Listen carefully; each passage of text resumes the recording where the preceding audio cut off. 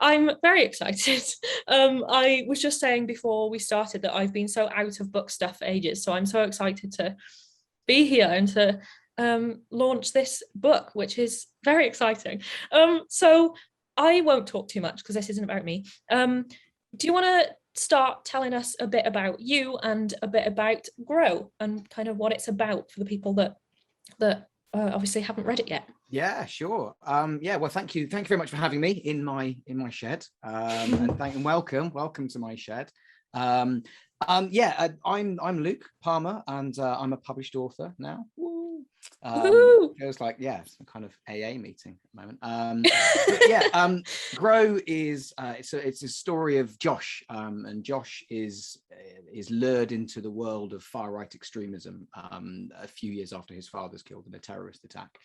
And Grow, what I wanted to do with Grow is kind of explore the different forces that are working on Josh. His grief, his anger, alongside all of the kind of the normal growing up feelings, right? The normal kind of experiences of being a teenager, and to explore really what he succumbs to, what he chooses, the path that he chooses, whether he kind of gives into that rage, which is very, very tempting for him at some points, or if he manages to find something else, kind of plant the seed of something else inside him instead. Yeah, cool. So, I mean, to start off with, how does it feel to be a published author now? It's really surreal. To be honest, I spent kind of up until the last 3 weeks or so, I think, just running away from it and kind of trying to make light of it. And going, oh yeah, there's this book coming out, soon. You might want to get it, and that kind of thing. But yeah, it feels increasingly real, and all over the last few days, all the pictures kind of coming in of my book on tables and shelves in kind of big bookshops and all over the country is really I think it's that external validation has made it feel very, very real. And it's been like Penny said, it's been a long journey, but all the better, I think, for kind of how long it's taken. Yeah, definitely. So what is the kind of process been like? So like how were you kind of inspired to write it? Like, how did you decide that this was the book that you wanted to write?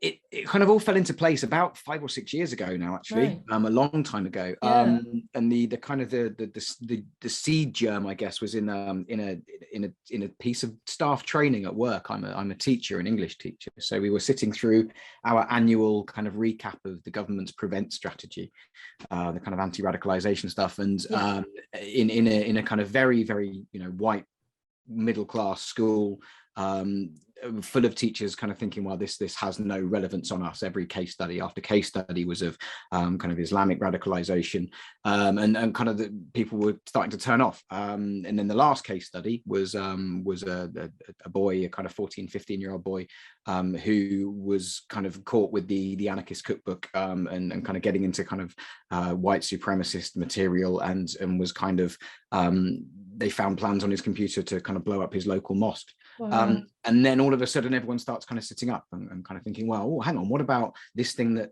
X child has said, or this thing that Y child has said? Is that the start of it? And it became suddenly real. And it was around about the time of the whole Brexit thing kicking off, and I was having kind of quite engaged conversations with lots of kind of 14-15-year-old boys, particularly about national identity and about Brexit and about the whole us and them thing. And they were kind of picking up on elements of the media rhetoric around the whole kind of polarization that's still going on today. And they wanted to talk about it, and kind of part of my job is to kind of to do that, really, and to kind of hit that head on, and to kind of have that frank discussion, which made a lot of young people angrier, actually, in a way, like kind of when they started to kind of have their positions particularly kind of challenged, and kind of, well, why do you think that, those kind of questions. So kind of Josh came out of that, really, and I think I wanted to invent a character who had a reason, I think, more than just general kind of teenage rage, to a reason to kind of explore that, really, a reason to kind of see that as a way through, as a path that he was able to take. Yeah. So you've kind of answered it a bit, but I was going to say, why do you think it's important for these sort of hard-hitting themes, especially things like this, why do you think it's particularly important for young people to learn about them? Because I don't know if it was just my school, and when I was in school, I just didn't learn very much about extremism at all. Like, it was something that really, I'd say that I didn't know that much about until I also recently started a job in a secondary school, and I've started doing the same sort of training, so like the prevent training, and that's honestly the first time that I've properly learned about a lot about sort of extremism and how teenagers can be drawn into it. So yeah, why do you think it's important that younger people should start learning about it earlier? I think because it's the world that they're in. I think. I mean, I think there's definitely an argument to not get in there too early. But I think the amount of time that young people spend online, a lot of kind of grooming and radicalization happens in those spaces now, and they're pretty much owned by kind of younger people, I suppose. So I think that, you know, in a position as a teacher and also as a parent, I think it's, you know, it's kind of our responsibility really to kind of not to kind of, you know, really closely monitor what they're doing, but to kind of give them the critical tools, right? To give them the kind of the ability to work out kind of what's going on and how they're being influenced. And again, as an English teacher, one of the main things that really gets students interested in English language particularly, is the way in which language is used to manipulate, and the way in which language is used to push particular buttons, which when you're young, right, are really easy to push. And it, even, you know, even for, you know, people kind of, you know, in their late 30s like me, is still kind of easy to push. But you know, I think enabling students with those critical faculties to kind of spot what's happening really, to see how they're being manipulated, and in the case of, you know, radicalization, used, you know, how they're kind of being exploited. I think that's really important. Yeah, definitely. So when you set out to write it a long time ago, how much did you have to research? Like, how much did you kind of know from the training and things already that you've done as part of your job, or how much did you have to sort of research it to make sure that it all seems quite plausible, like it could actually, the way that things happen and play out could actually happen in a real life scenario? I think the way into the story is Josh. He's the story in effect. The whole book is kind of told from his point of view as it's kind of occurring to him. So I think the first thing, the first draft really was getting him right, really, and making him a believable young person. I think that also, I don't know, it kind of allows you as a writer to kind of cut a few corners in that Josh isn't going to have a kind of omnipotent view of, you know, of all these kind of far right websites and kind of various things like that, and the forces that are at work on him. So you're kind of accessing the world through his kind of his perspective. But yeah, research wise, a fair bit of kind of background stuff really. There were awful places on the internet that are easily accessible, right? And you know, kind of you go into the, you know, the right leading newspapers, and they're kind of they're bad enough, and the step beyond them, the kind of the, you know, the Breitbarts and the kind of those kind of organizations are really horrible and toxic. And then there's another layer and another layer beyond that. It's that just gets worse and worse and worse. So, you know, I did, you know, kind of worry about, you know, what my browser history was looking like for a while. I was going to say, one thing that I see, one thing a lot of authors say is that they really worry about their Google search history, and like how really weird it can look, like especially when people write thrillers and stuff, and they write their Googling like how you dismember a body and get rid of it. It's like absolutely. Yeah. So I was thinking some of your Google searches must look a little bit strange. They are. There are brilliant organizations out there, like places like Hope Not Hate were absolute like godsend in terms of, you know, they've done the horrible stuff, and their reports that they produce on a regular basis, given that they're a kind of, you know, volunteer organization, are phenomenally detailed and absolutely brilliant. And so they were really good. But I mean, I think once I'd done the first draft, there was a lot of checking, you know, does this marry with real life, and the kind of and the parallels were kind of quite stark at times.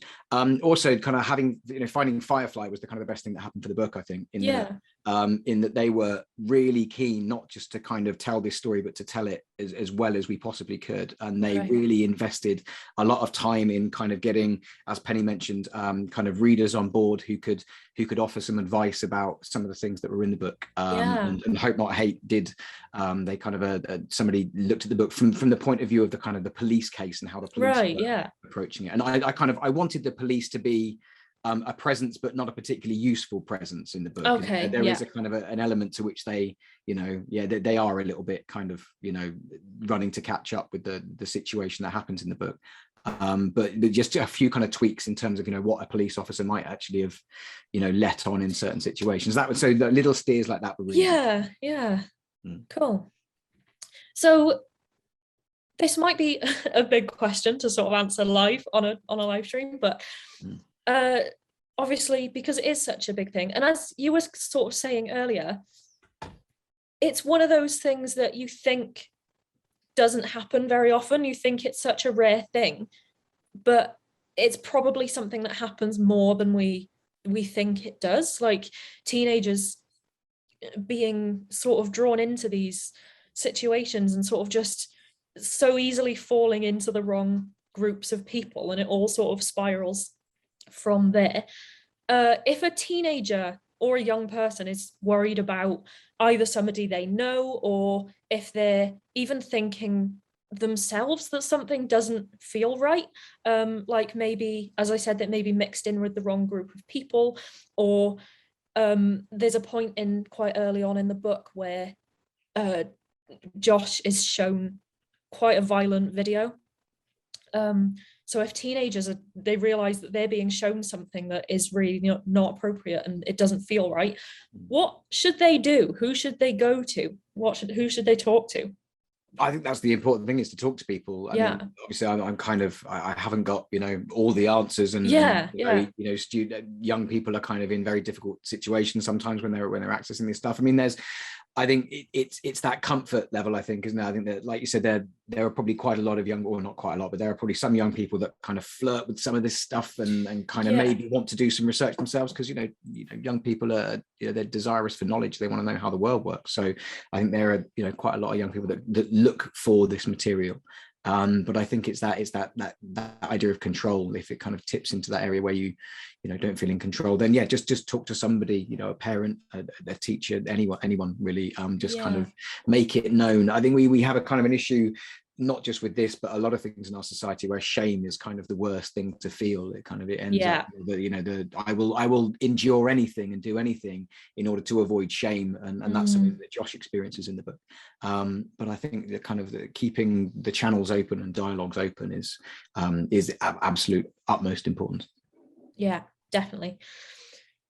So because I'm on there's a blog tour right now. If anyone's watching, you need to go and check out the blog tour. It started today. It's on for the next few days. There's some great bloggers posting some posts written by you. So in mine, I'll include, I'm at the end, I think on the 4th.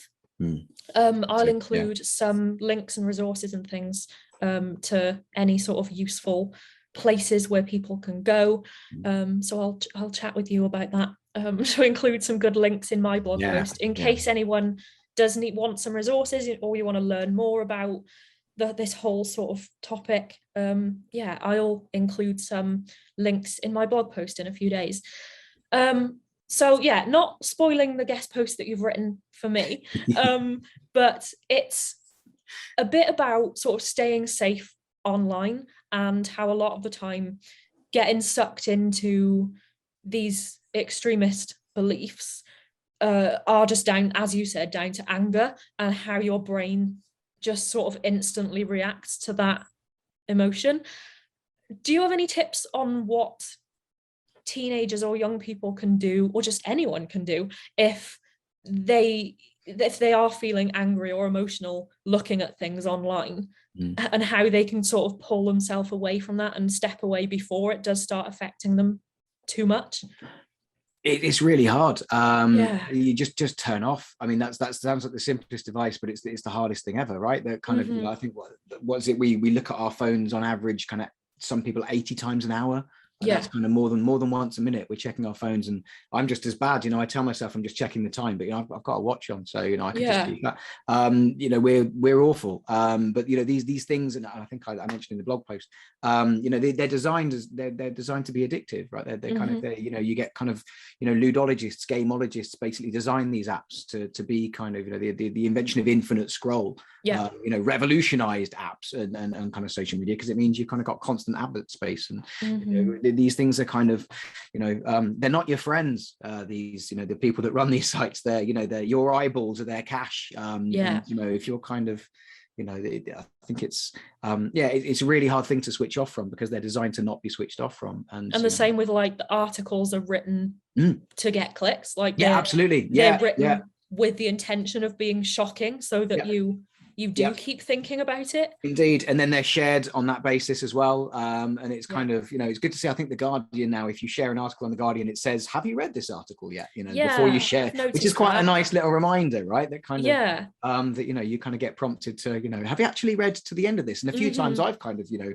fired off an angry kind of 140 characters and gone, oh, this is appalling. And then like read the article and then gone, oh no, delete. Because actually, you know, they pull a quote out of the end of the article that means the absolute opposite of what the kind of the writer was trying to say. And you know, I've had friends who have, you know, been misquoted, and their misquotes have been used as headlines, and you know, all of a sudden you're in a kind of a big polarized kind of debate where nuance just gets entirely lost far behind the rage. And it's a really hard thing to turn off from. It's kind of how we're designed to interact nowadays, almost, or kind of we use it to interact so much nowadays. So yeah, just switch off, go for a walk, phone someone, you know, which is it's not easy, but so I've just seen a question in the chat. Hugo said, I feel that Luke's novel is much more than a YA novel, and that it actually appeals to the concerns of our time, and that it really gives a glimpse. I can't read, sorry. And he really glimpsed at the zeitgeist. Does Luke agree? And how much was this deliberately a political book? Thank you, Hugo. It's a great question. I think I've been writing for years, right? I mean, I've been kind of, you know, publishing poetry for, you know, the best part of a decade now. And I think I'm kind of becoming increasingly aware that kind of every kind of act of something you put into the world is political in the sense that, you know, there are beliefs inherent in what you're writing, even when we think we aren't, you know, doing that. I think the kind of the amazing work that's being done by, you know, kind of various kind of writers of color around kind of privilege and that kind of nowadays are kind of forcing people to look harder and longer at the kind of inherent biases they have, that kind of come through and things. So I think any kind of piece of writing is political. I was very aware that this was going to be a book that hopefully was going to kind of be released into a world where these things were still current. I kind of, it was very doubtful, you know, when I started writing this 5 years ago, that we would have solved racism, you know, in 5 years' time, and solved kind of, you know, nationalism and, you know, kind of fascism, essentially. It's so yes, and I think I was aware that this would be, you know, not in a kind of as highfalutin a sense as it sounds to me, but definitely a kind of a book for our times. Yes, it was a kind of very conscious decision to kind of, I don't know, throw my 2 cents into the ring. And in terms of how I was seeing it, you know, as a teacher, I think I was getting kind of quite not a unique perspective, but a perspective that perhaps wasn't being talked about, that, you know, that young people are growing up in this kind of polarized society that's kind of fed to them by the media and the internet, and they weren't coping, basically. Some of them were confused and angry. And so I think that was definitely a big part of my motivation to write this, definitely. Because I think there seems to be a thing where a lot of people, especially when it comes to YA, a lot of people seem scared to, not scared, it's the wrong word, but I think it's kind of, people are worried about the perception of their book if it's seen as being like a political book, and it's kind of scary sometimes to take a political stance, especially when it comes to writing for like teenagers or young people. And I think there's it doesn't need to be a bit like a kind of scary thing to write something that does sort of speak to politics today. And I think so many teenagers don't know about these things, but I think more and more today, like a lot more teenagers are becoming a lot more turned on to things like politics. And I don't know why it seems to be a thing that so many authors are maybe a little bit scared to write a book that does have such a strong sort of political stance. I think one of the things that I talk with about Penny a lot at the kind of the early stages of kind of getting this book ready for publication, and I think was in the back of both of our minds were those what ifs, those kind of, we're pinning our colours to the mast here. This is a book that doesn't pull many punches. And within that, I was kind of trying to not be kind of instructive in the sense that that Josh isn't your kind of character that sees something going wrong and does the right thing. He's almost the opposite of that. He's the guy that follows this to its kind of logical, horrific conclusion almost.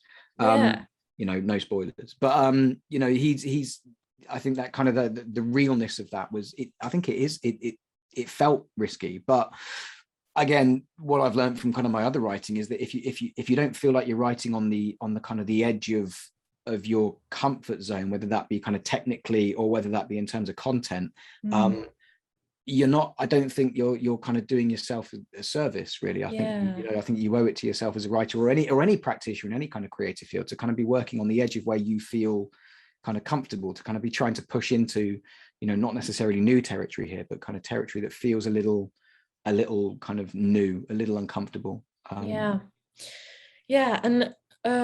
I just thought what you're saying about Josh, I think one reason why it does feel like such a sort of successful story, like I think it kind of really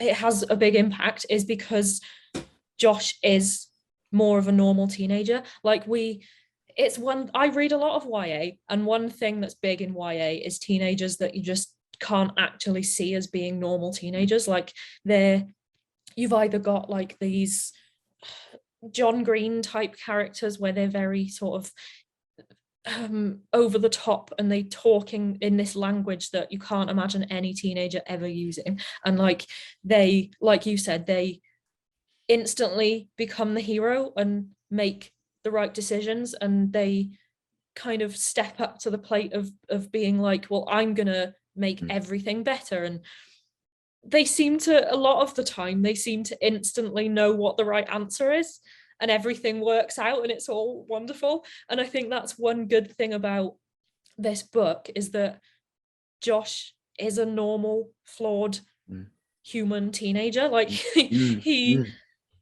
does jump to sort of rash decisions, and he's sucked into these beliefs that he sort of sees other people showing him, and it sort of goes back to this anger of that's just how he's reacting to these situations. And I think it does make more of an impact because he does seem like such a real teenager. I mean, definitely. And there's more to him as well. I think that you mentioned dialogue. I kind of was kind of having a think a few months ago, kind of pitching some workshops to some places over the summer that I'm not sure I can talk about yet. I asked my wife, I said, do you think I could do something on dialogue? And she said, well, there isn't any dialogue in your book. It's all in Josh's head. There's kind of the occasional bit of reported speech, and the dialogue is kind of quite stunted and awkward and stuff. And a kind of previous another editor's reason for passing on the book, way back when, was that Josh doesn't do the right thing. Josh, there's a scene where Dana, one of the other characters, is crying out for Josh to help him, and Josh doesn't. And I was like, well, Josh is 15 and he's got his own stuff going on, right? He's not equipped. And I think Josh is a character who is a lot of things, but equipped to deal with what he's going through on his own is absolutely not one of them. I think that kind of that I wanted that to ring true, definitely. Has it helped working with teenagers as well? Like, does that help you sort of create a real teenage character by actually working, spending whole days with real teenagers and sort of listening to how they talk and I mean, sort of seeing how they react to things? Again, on the dialogue for the talking thing, I kind of, I don't know if it's just me, but kind of novels that try to, you know, reflect the inflections of how young people speak nowadays always kind of make me a little bit kind of, they're kind of, and within like 2 years, they're like, oh, no one speaks like that anymore. They're kind of, you know, young people's language is so fast moving and so like incredibly creative that I think if you try and pin it down in one moment in time, you just, you know, you end up looking like a nearly 40 English teacher who's trying to get down with the kids. And, you know, I kind of, hopefully I've managed to avoid that.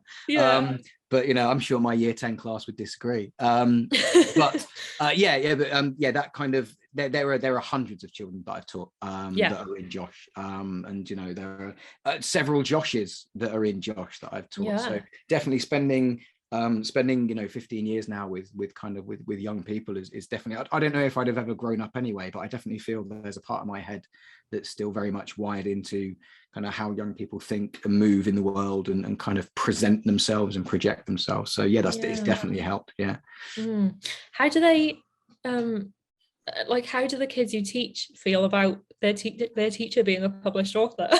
They do know. I mean, I was thinking about this today. We're in my family, we're not very good at kind of, you know, blowing our own trumpets. We kind of tend to play our cards quite close to our chest. My brother has just had a, you know, what will I'm sure be a very kind of critically lauded book published at kind of the end of he's a sociologist, a kind of a doctor of sociology, at the end of a kind of 3-year-long research project. He's put his first of 3 books out. And we were all on our kind of family WhatsApp chat the other day going, oh, Jack, this sounds really, really great. Is there a launch for it? And his partner texts back with going, yeah, it's being launched now. He's just not told you about it. So we kind of, we tend to, you know, not kind of, you know, make a song and dance about things like that. We just, well, if someone wants to find it, they can, you know, somewhere. I feel like that's a very British attitude in general. Definitely. It's just, I've done this thing, but it's fine. I've had to try and be better at kind of publicizing myself and kind of, and I've still got a lot to learn, I'm sure. But so they know. My year 7 class, the kind of the 11-year-old seems to be the most interested in it. So I'm hoping that doesn't kind of come and bite me on the arse at parents' evening next year with the kind of, you know, you've written a book that's full of F words and all this, and kind of, you recommended it to my time. I didn't recommend it, you know, they found it on their own, honest. But I think I think they know, but obviously, you know, anything that a teacher does is just something a teacher does, isn't it? It's not kind of you know, it's not something you kind of you want to be, or, you know, or look up to in many ways at that age. You know, maybe you might look back on it and think, yeah, that was quite cool, but at the time, you know, I'm the man, I'm the face of the establishment that must be at all costs. So we've got quite a few questions coming in. I'll start with the ones that have just come in, because while we're talking about Josh's character, these are sort of related to it. Tegan said, is there any of you in Josh, do you think?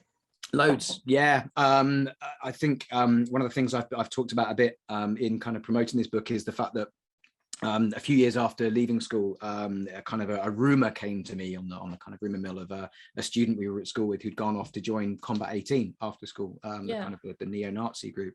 And so there's definitely an element to which I was thinking, well, what course would my life have had to take if I to have ended up here, and to write a character well, I think you need to kind of be that character in a way, and that character needs to not just kind of live in your head, but it needs to you know, you need to kind of put yourself in that place really and walk in their shoes. So definitely, and a lot of the stuff, you know, kind of about the relationship with his dad is kind of it is personal. There's kind of, you know, some of the stuff that Josh's dad says to Josh about his kind of football techniques are things that my dad said to me, and so there's absolutely a lot of me in here.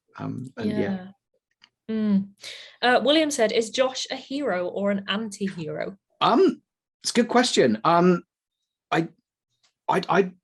know where I stand, but I don't want to let on, you know. I kind of might, you know, respectfully decline to answer that one, because that's it.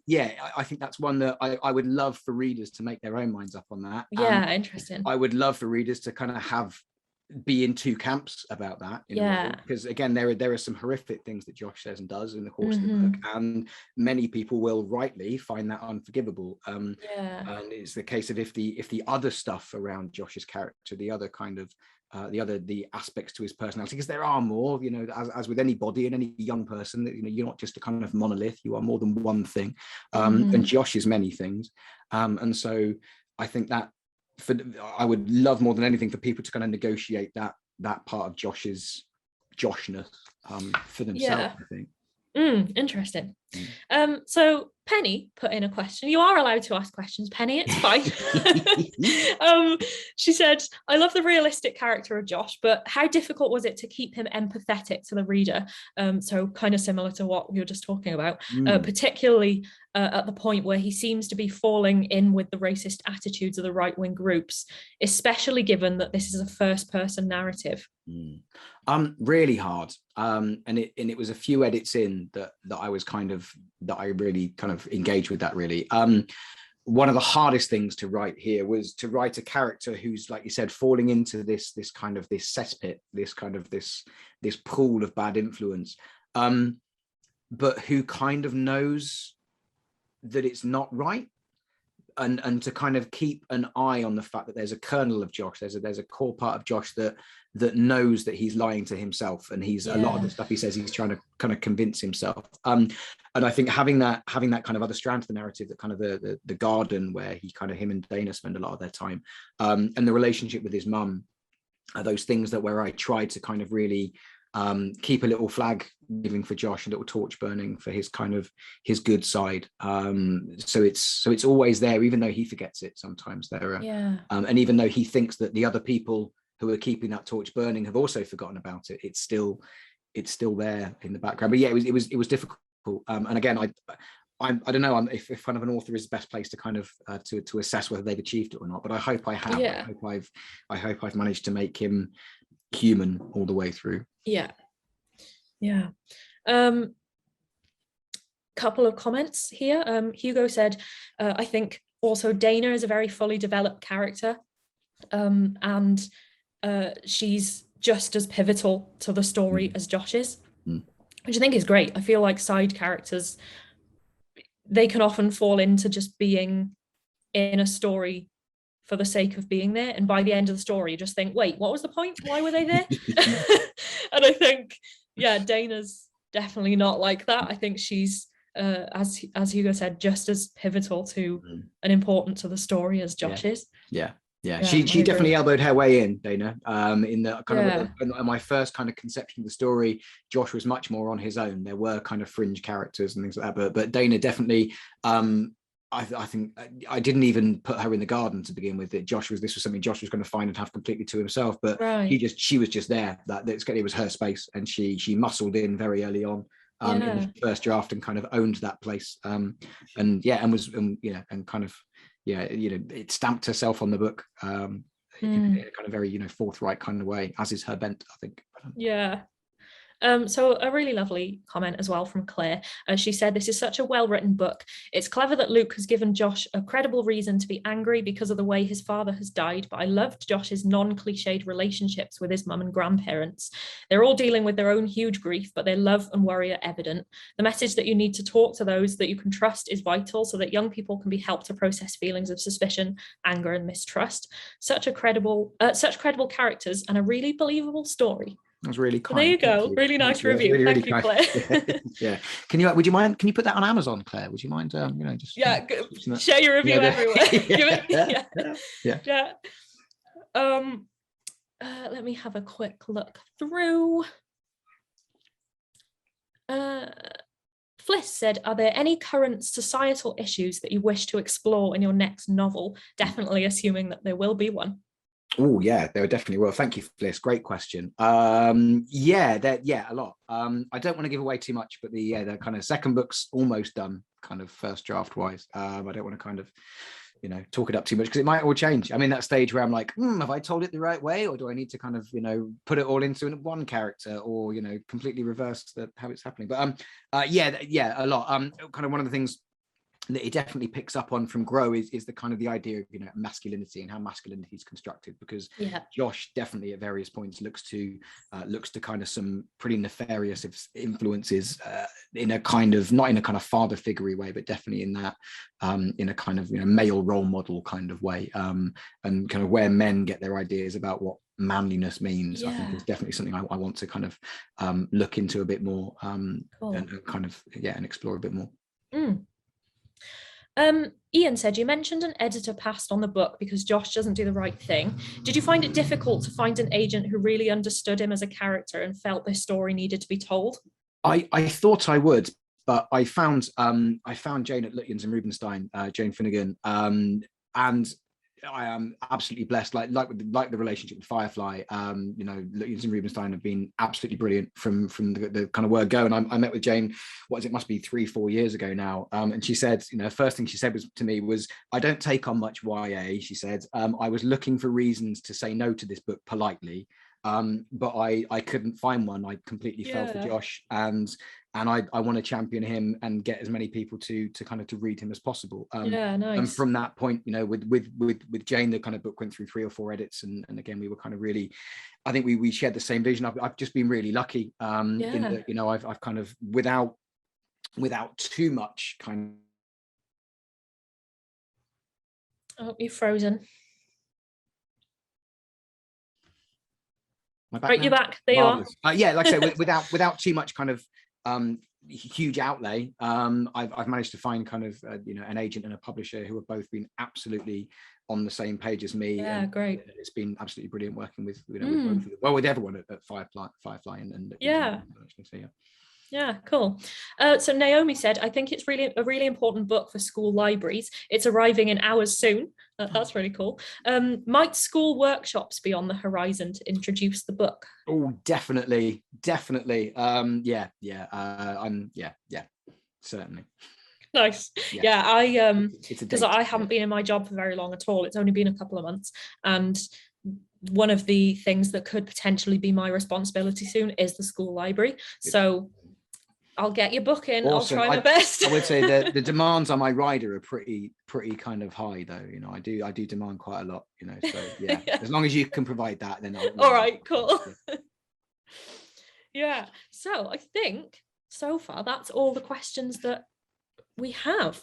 So I wanted to ask. Let me quickly go through my notes and make sure I didn't miss anything. Did you have, I was interested to know, do you have any authors that you're particularly inspired by, like anyone who writes things that really inspired you to write your book? I think, you know, Patrick Ness sits at the kind of the top of the tower as far as I'm concerned. And again, a lot of his prose is just beautiful just to get lost in. But I think I read a lot of poetry, and kind of, you know, there are many poets that are kind of, you know, big influential in terms. It feels kind of an odd crossover to kind of bring those techniques back into prose. But you know, kind of people like Ocean Vuong, Pascal Petit, who kind of write a lot about trauma, and a lot about kind of you know, surviving trauma. You know, their kind of take on it, their ability to kind of stare into that abyss really was really kind of, it was really important, I think. Yeah, cool. When Karen sort of came up with a few questions as well, and she actually said, how does your poetry writing inform your prose? I think it's about, I think poetry makes you a brilliant editor of your own work, in that, you know, once you've got something down, nothing's sacred in that work, and every edit that you make, it serves the work, it serves the piece. And I think that the kind of, I was told a few years ago now that a poem should be able to survive on the least possible that it needs to be a poem, to still hold its shape and hold its form. And that's the way that you get kind of air into a piece of writing, you get light into it. And that's the way that readers can get in. You know, if you kind of try and describe everything in the minutest possible detail, there's no wriggle room. You're kind of, you're locked in, which works really well sometimes if you want to kind of create a particular mood. But you know, if you want kind of readers to be able to access your novel and kind of bring their own stamp to it, because, you know, death of the author and all that, they are kind of at least half responsible for creating the meaning in the text, then you need to kind of let it breathe, really. So I think it's, you know, there are parts of the text that are quite skeletal, and that are kind of stripped down. So I think that's probably where the poetry's had the most influence. Yeah, cool. What was your, because obviously, as we've sort of said, it's been a long process. What's been your favorite part of the whole process? So from right back from the beginning to now, what's been your favorite part of it? I don't know.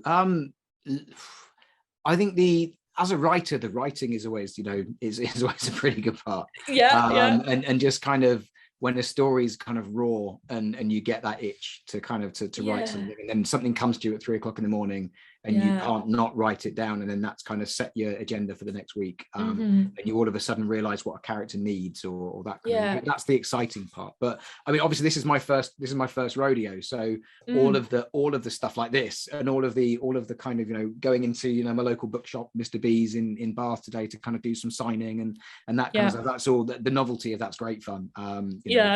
So I'm really enjoying that at the moment, and, you know, and having people like ask me questions about the book and kind of what stuff is like, it's like, whoa, god, it's really cool. Interested. So it's great. People actually want to read it. Which is probably a bit different to the world of poetry, where, you know, Oh, Dan just said, Dan just said, without getting into spoilers, did you have an ending in mind at the start of the writing process, or was it something that arose organically from the characters and the scenario? I did have an ending in mind, but it changed several times. Right. I was reading a kind of something about Edgar Allan Poe said something about how you can't possibly write a text. You can't pick up your pen, he said, until you've thought through every permutation of your plot and you know exactly where it's going to go. Because if you don't do that, then your text can't function as an escalation towards that final point. And I think it's a really interesting approach to narrative. And kind of, if you're writing narrative, however, I also had in the back of my head, again, something that Ocean Bong said. I saw him speak in Bath a little while ago, interviewed by Max Porter, and he said that they were talking about how narrative kind of almost in some books becomes a kind of something that you feed characters to, and that character was massively important for me in this book. It's about exploring Josh's character, and if the narrative became something to sacrifice that to, then it was going to kind of pull away from the focus that I wanted on Josh. So yes, I did have an end game, but it didn't quite play out the way I expected to, because characters do their own stuff. They kind of they get involved in their own scrapes. They explore what they want to explore. Yes and no, Dan. Thank you for your Joe said, were there any points in the long journey where you hated the novel, or did you just enjoy it all? Did you get to a point where you're like, why am I doing this? What am I writing? It got close a few times. I remember phoning Jane from a hotel room where she just sent me kind of comments back on the third draft. And I was like, oh God, how long is this going to go on? You know, and I did do like kind of my first like throw the toys out the pram, author regretting on the phone, all my decisions. Get me Jane on the phone now, kind of thing. You know, and she was like, she did a brilliant job of kind of talking me down and kind of, you know, okay, fine, you know, you're right. It's almost ready. It's ready. Let's get it. And then the kind of the agenda got pushed on. But I think everything that everyone said about me in that regard has been, again, in the best interest of the book. And you know, I've had to kind of take a few moments, and particularly with the whole kind of coronavirus thing as well, kind of, and kind of Firefly's whole list getting kind of pushed back, and just a few moments where, as kind of as any author, you've just had to kind of breathe deep and go, this is, you know, this is more than just me, right? This is about, you know, so many other people and so much other stuff. And I've tried not to be too much of a prima donna, but I don't think I've ever hated the book as such, but the process of redrafting is it's work, right? I think some people think these books just appear, like they just grow on trees, and they're kind of, and they're just there, but you know, it's work. It's kind you of, don't see what goes on behind the scenes when you just pick up a book and read it. Exactly, the word's already on the page for you. You don't think about how long the process has actually been to get that on the page. Joe said, what's the biggest thing you learned about yourself or in general through the process of writing Grow? Good question. I think I've learned that I'm quite patient. I think I've always known I'm patient, but yeah, to the extent to which I was more so, just in terms of kind of watching that word count slowly creep up. I think I've never been a huge kind of completer finisher on the Myers-Briggs kind of psychological scale. I'm great at the ideas stage, but seeing something through to completion has never been a huge strength. So that's kind of been really satisfying to kind of to do that. I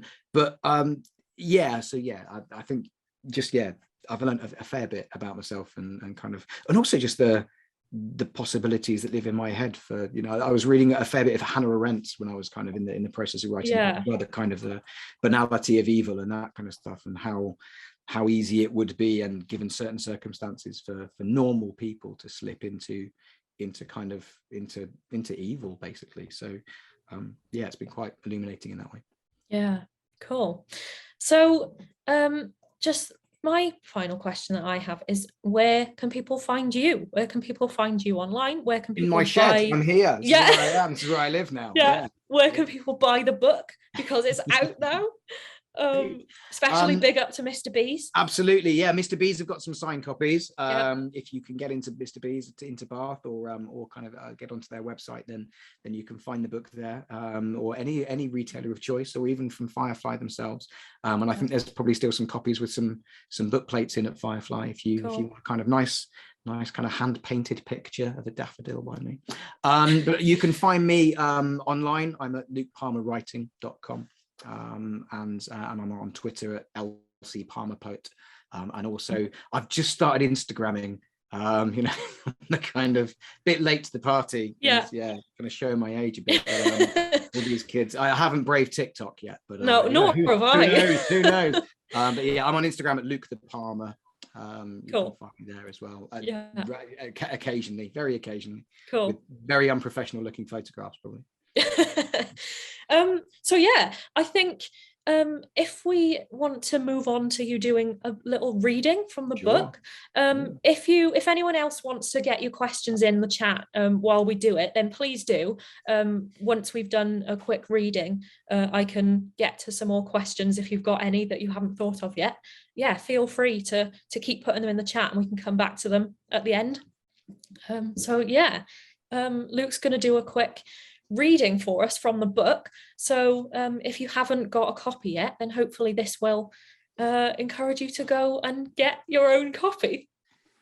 Thank you very much. If you have got your copy with you, feels like a class now. I'm on page 36. If you want to read along, page 36. I wanted to. This is the kind of a part of the book that's kind of a pretty pivotal moment for Josh. As we spoke earlier, he's kind of his recent history is kind of completely pinned down by this grief he's feeling for his father, and that loss has kind of defined him for about 2 years or so before the book starts. But Josh kind of decides to kind of push himself back out into the world, and it kind of has its upsides and its downsides. And so this is the kind of, I guess this is the moment that the book kind of kicks into gear, I suppose, at this point. Cool. I don't think you need to know much, but apart from the fact Josh is at a party at the start of this chapter. Chapter 10. I don't know where a lot of the night has gone. It's almost 11 o'clock and I'm sitting on Jamie's sofa talking to someone. The music is still on, but it's quieter, or it seems quieter, and I'm shouting. Maybe that's why the music seems quieter. I'm shouting at someone and they're laughing at me or with me, and it's Dana. It's Dana Lee from school, the one from school who looks at me and I usually don't look at because she scares me a bit and is always being called to Mrs. Clark's office. Dana, who stopped wearing her school jumper a year ago and who now wears a jacket instead and ankle boots. Dana, who's wearing an expensive bracelet on her wrist that I keep grabbing and saying, wow. Dana, who's rumoured to have a boyfriend who's left school already and picks her up some lunchtimes in his car. She's got a full face of makeup on, even more than Mum used to wear when she wore makeup to work. Her eyelashes are huge, and I'm shouting at her, and she's laughing. And I'm shouting, and I'm doing an impression of Mr. White, the maths teacher, and she's laughing, and I'm laughing. And we've both got beers, not the ones I brought. There must have been more after all. And we're laughing. And she puts her hand on my arm because she says she might fall over because she's laughing. Even though we're sitting down, she says she might fall over. And I laugh. And then all I hear is me laughing because the music stopped. And when I realized the music has stopped, I stopped laughing. In the doorway, there's a man, and I mean a man, not a teenager or even someone a bit older, but a man. There's a layer of short stubble all around his head, his buzz-cut skull the same as his unshaven chin. He's wearing a white shirt buttoned to the neck, black jeans, military boots.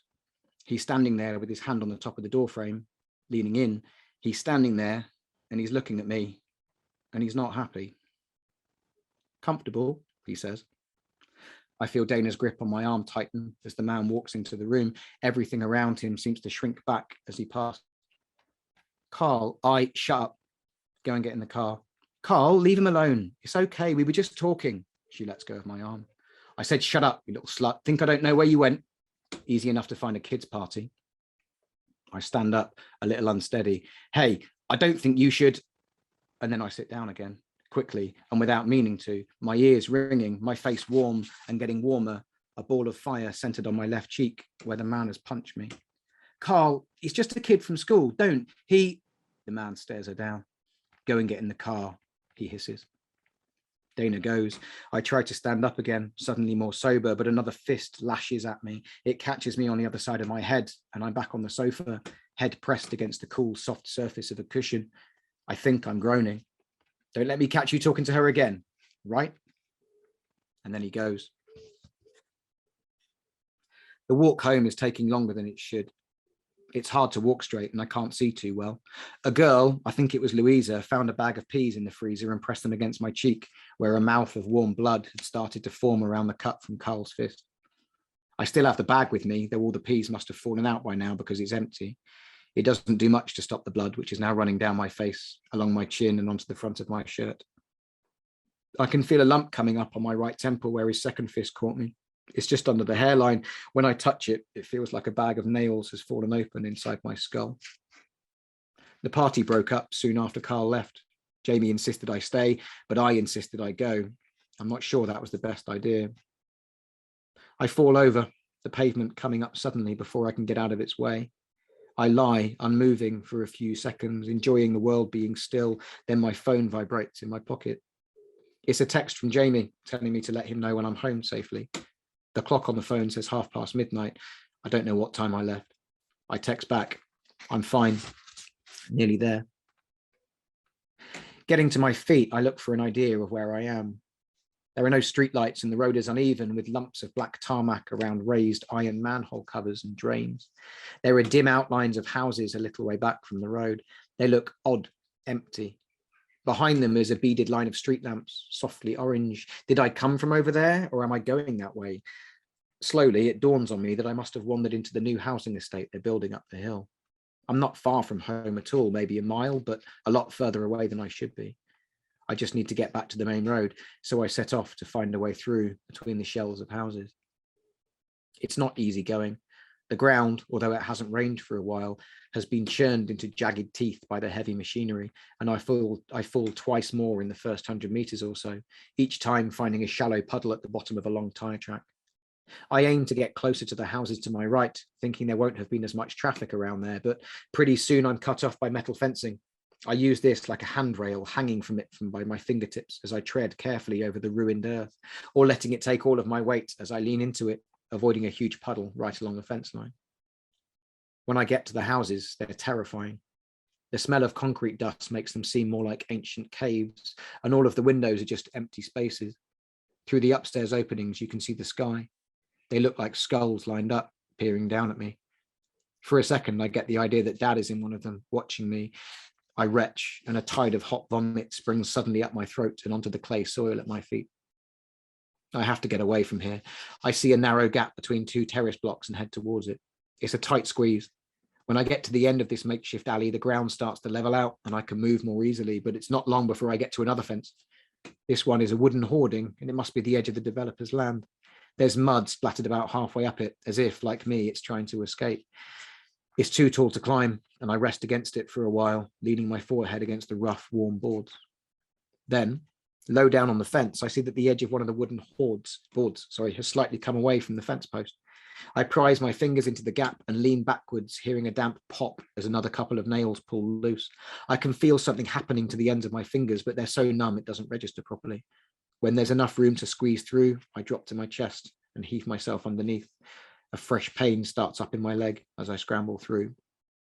Out from under the fence, I try to stand, managing a couple of steps forwards before the earth comes up to meet me again. I wake up, or at least my right eye wakes up. My left seems glued down, pushed hard into clammy, wet mud. Grimacing, I gather my hands from wherever they've fallen at the ends of my cold arms, put them under my chest and push myself clear of the ground. I'm freezing. The cold starts at my shoulder blades, nibbling away, then takes great chunks of my legs and finally swallows my feet. I roll over, and last night comes back in one violent tumble. My trainers are ruined, caked in yellow-brown clay. There's a rip about a foot long down one leg of my trousers. The top of the tear is red with blood. I must have caught myself on a nail when I squeezed under the fence. I probe it with a gentle finger. It's swollen and ugly, but the bleeding has stopped. My shirt's in strips, blood-stained, covered in mud and stinking like the first time I got drunk with Jamie. I check my cheek, just beneath the eye that won't open.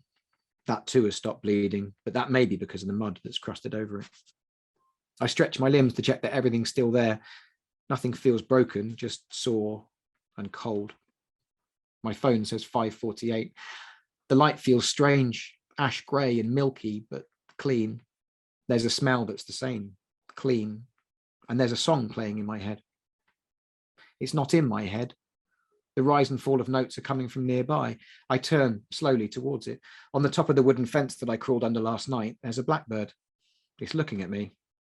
Morning, I croak. The blackbird turns its head, flies off. I watch it as it comes to rest on a stone wall about 5 meters in front of me. Patches of moss, cascades of green leaves and purple flowers cover most of the wall's significant height. I realize that there are walls on 3 sides of me, and with the wooden hoarding at my back, I'd say I was lying in a pretty even-sided square. The blackbird trills on, and above its head a scurry of wings brings 2 more birds into view. I don't know what these birds are, but when they move, they look like pale blue streaks. One of them arches its flight to land in the branches of a small tree in the corner of the square. When it lands, I see its chest is yellow against the bush's purple spears of flowers. I force myself upright, every joint in my body complaining. I realize that it's not mud I've been lying on, but grass, bushy tufts of dew-wet grass. I rip chunks of it off in my fists and rub them gently against the sides of my face. They come away streaked with brown, yellow, and red. I take my shoes off and beat them on the ground, scour their edges against the grass, trying to get rid of the worst of their clay jackets. This is working. I look for anything else that I can use. The moss on the wall comes away in great sodden handfuls. Up close, it looks like it's made from intricate ropes of tiny furry stars. Before I question what I'm doing, I jam a fistful against the pain in my leg. At first, the cold water that flows from it is like another nail entering my flesh, but that soon subsides and the sharp pain of the cut lessens and is replaced by a warm throb. I do the same to my cheek and almost sigh in pleasure as a spigot of water runs into the corner of my mouth. My tongue, like my cheek, begins to numb and warm. I start to feel clean. Well, cleaner. After about a dozen handfuls of the moss, I notice a low wooden door in one corner of the square. It complains against its ancient lock and hinges as I try to force it. I lean against it with all my force and hear something start to splinter. With a dry cough, the lock finally gives way and the door springs open. I almost fall through, finding myself in a narrow, dark hollow under dense bushes growing against the backside of the stone wall. The occasional sound of a passing car tells me the road is to my left, and I part crawl, part walk beneath the thick canopy in that direction, keeping my shoulder against the wall. I have to push through about a meter of weed and nettle before I emerge, bleary-eyed and filthy, onto the pavement. Realizing where I am, I set off as fast as I can for home. I don't look at the drivers' faces in the few cars that pass me, but I can feel their shocked looks fueling my embarrassment. When I get through the door, I go straight upstairs, put all my clothes in a bin bag, and run a hot bath. Nice, thank you. I was just muted. Sorry, I was waiting to unmute myself. Thank you. Yeah, one thing that I just thought of actually as you were reading it is, are the places that you write sort of based on real places, or have you just completely made them up, like the whole like estate and the? I think they're an amalgamation. Yeah. House estates, you know, kind of. I didn't do much wandering around them for research for this one. Yeah.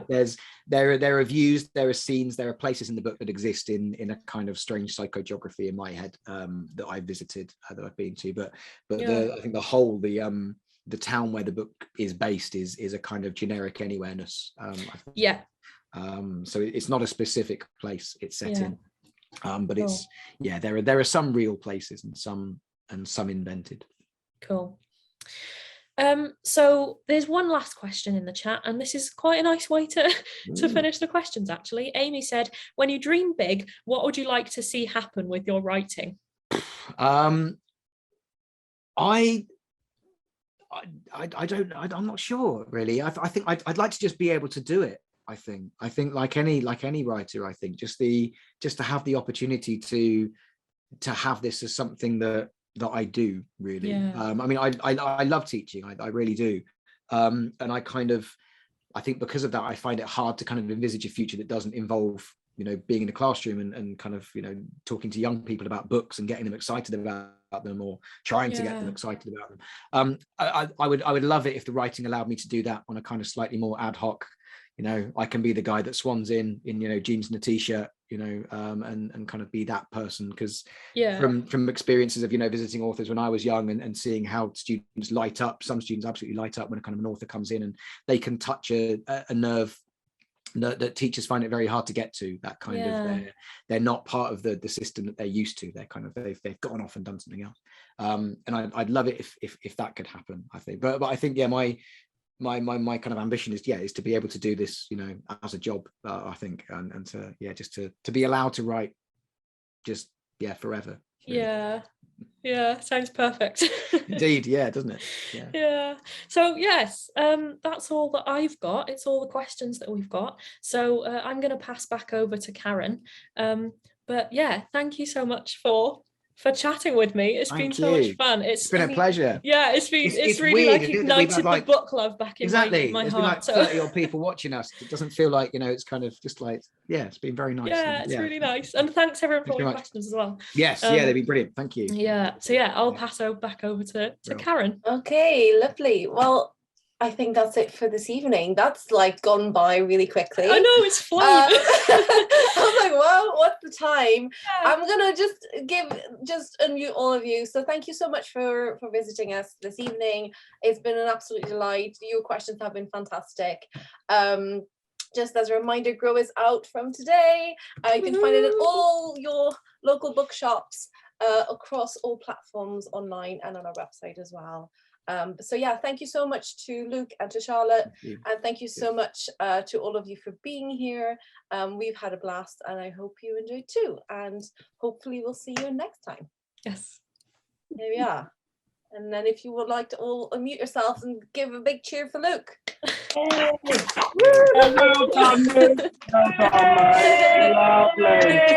Lovely. Thank you.